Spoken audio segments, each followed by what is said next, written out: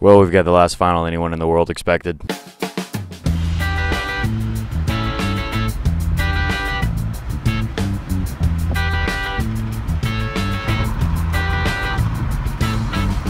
Hello and welcome to Coffee Break Tennis. Oh, that's some shot. He opened the space and he delivers. Standing in the saddle.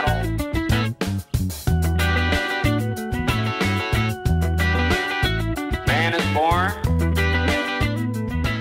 I'm in Alice Wainwright Park here in Miami, and today we're going to talk a little bit about the matchup for tomorrow. Obviously, I got finals tickets to the final that no one in the world expected. Welcome to Coffee Break Tennis. Let's go to the Twitters. Start with a tweet from Mr. Rory Gill at ColonizedMind25. Coffee Break Tens. You can follow me at Coffee Break TENS.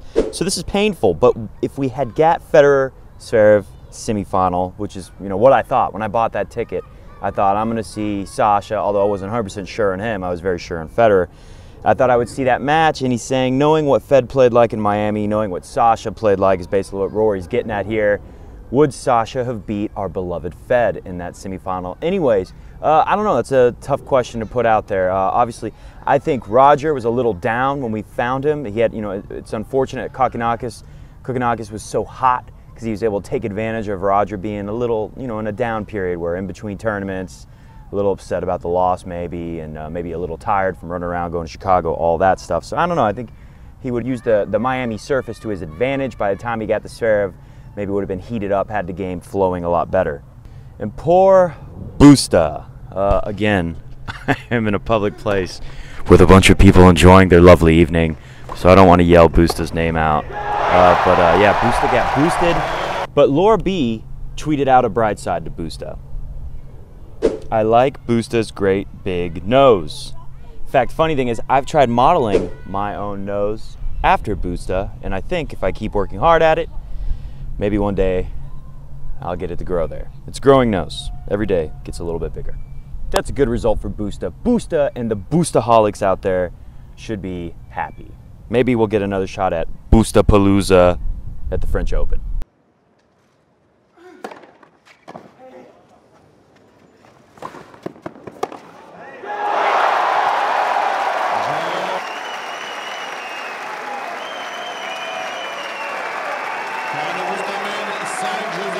Put the tweet up from Peter Lung. Peter Lung, did I say that right, Peter? Said no big surprise. Yeah, no big surprise, but pretty disappointing for the Joker faces. Agassi was this big profile name, was supposed to come in and fix everything and bring Djokovic back to the very top, and didn't work out. Who is Agassi even coached was what I was saying, I can't remember who tweeted it. I would have put it on the show, but somebody out there tweeted something like, this is a major loss. Djokovic is losing the best mentor and coach he could have ever hoped for. Well, not really. Who's Agassi coached on the tour? Who has he been a great mentor for on the tour? I can't think of anybody. However, Lendl, there are rumors that Lendl's in Miami. Well, it's been confirmed. He's there watching. But the rumor says that he's kind of observing Sasha Zverev and considering being his coach. So Lendl maybe could do a lot with Sasha Zverev. Okay, so let's talk about Isner Zverev is tomorrow. I've got tickets. I'm going to be there. We'll do a video tomorrow, or at least I'll get enough stuff while I'm out there tomorrow to use for a video on Monday morning.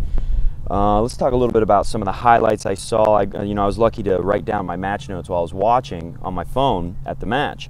And I look up the highlights and they got some of the points that I said were important. So this is the first game of the second set. Sasha gets drop shotted by Busta. And this is where I was prompted to tweet out, is Sasha, I was already starting to think, I was watching Del Potro move. I was like, such a great mover. And then I watched Sasha. And I thought, yeah, as good as Del Po moves, Sasha's younger, faster, better mover. Comment below, is Sasha the best big man mover on tour?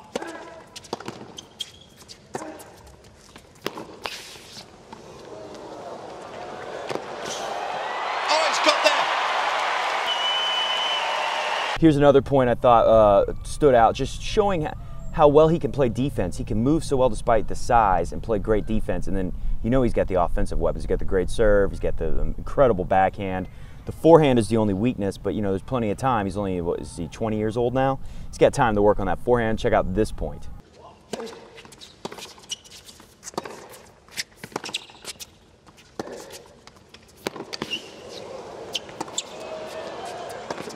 It's world-class defense.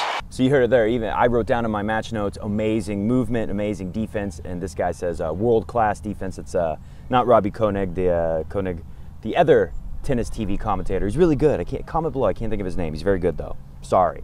So when you get the weapons like Sasha, sun's starting to settle. Take off the sunglasses. Sasha's got those weapons. You can move like that. You can play that kind of defense. You can really do a lot. You can dominate tennis on any surface playing like that. I mean, we'll see. The forehand can break down, and faster surfaces maybe forehand will break down even more. Here's of course we all know about the backhand. Last highlight. This is just showing the incredible backhand.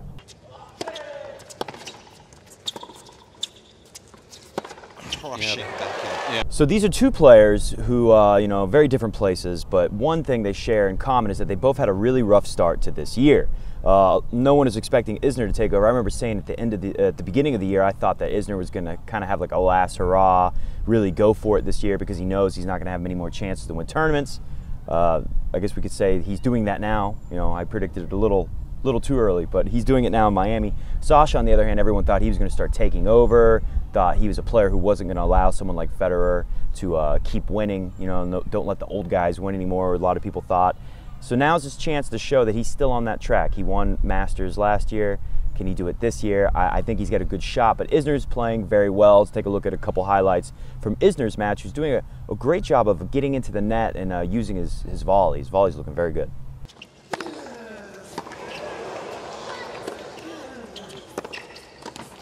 Oh, what a confident opening.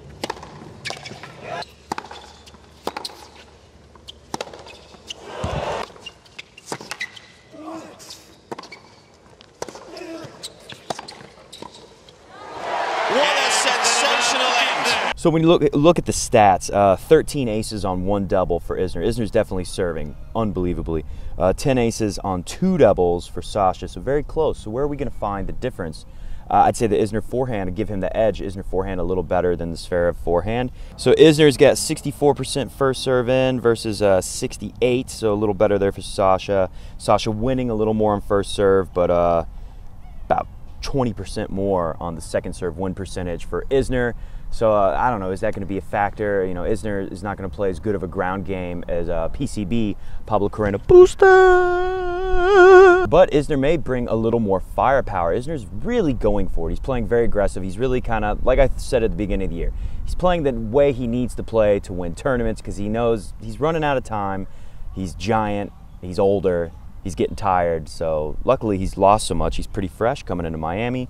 Who will win? If I had to pick someone right now, I'm going to say Sasha Zverev finds a way to seize the opportunity because it's a big opportunity for him. So comment below, what do you think is going to happen in the final tomorrow? Very curious to hear your thoughts. I will look over them hopefully tonight, but by the time I get this video done, who knows how late it'll be, but I'll try to take a look at every single comment before the match. If anyone's getting suggestions, it's the last time we'll be in Miami.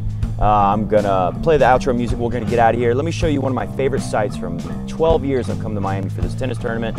And this is me leaving the tournament, looking out the window at the city from the Rickenbacker Causeway Bridge. Basically, when you go to the tournament in Miami, you're on an island. I like to call it Tennis Island. It's actually called Key Biscayne. So when you're leaving Tennis Island and going back to Miami, you go over Rickenbacker Causeway's long bridge, and you look at the city lights, and I always thought it was very cool, even as long as 12 years ago, first time I came here. We'll see you tomorrow.